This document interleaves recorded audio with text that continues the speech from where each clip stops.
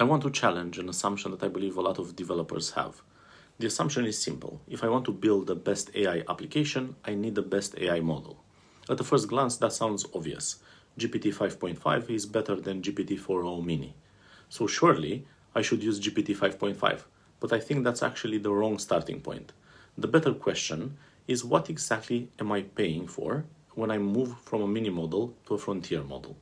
Because if you're building a real product, what matters isn't having the smartest model. What matters is delivering the best outcome at a sustainable cost.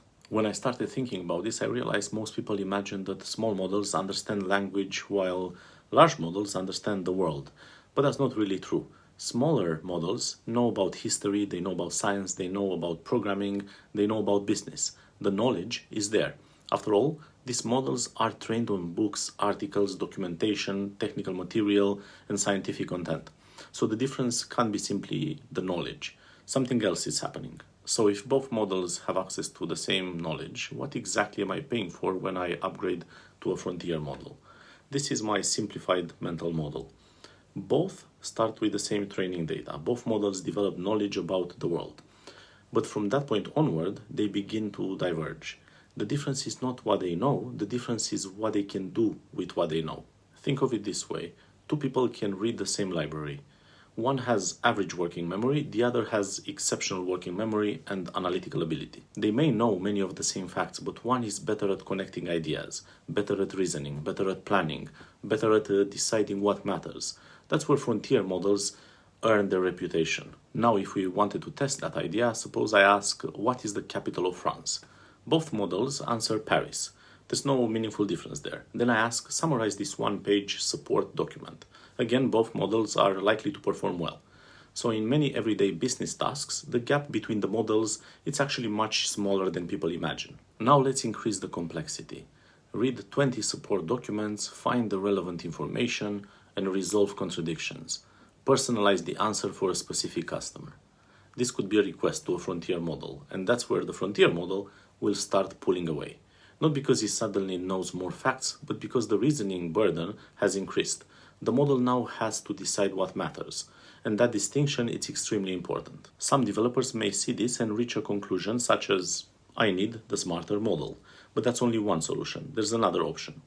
Reduce the reasoning burden. Reduce the complexity of the task before the model ever sees it. That's where orchestration enters the picture. Instead of asking a model to search 20 documents, you could ask it to look only at 3. Instead of asking it to solve 5 problems at once, you could separate them.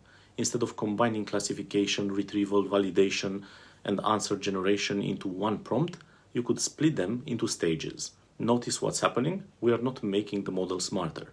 We are making the problem easier. This is what that looks like in practice. On the top, some of the intelligence lives inside the application. The application identifies the topic. The application retrieves the relevant information.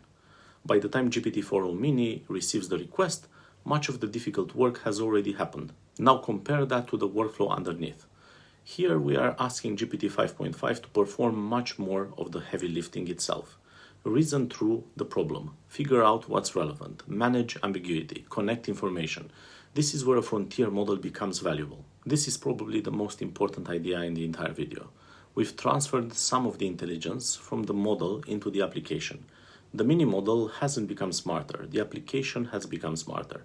And once you understand that distinction, you stop thinking about models in isolation. You start thinking about systems. That's why I believe that sometimes people tend to compare the wrong thing. They compare GPT-4o Mini against GPT 5.5.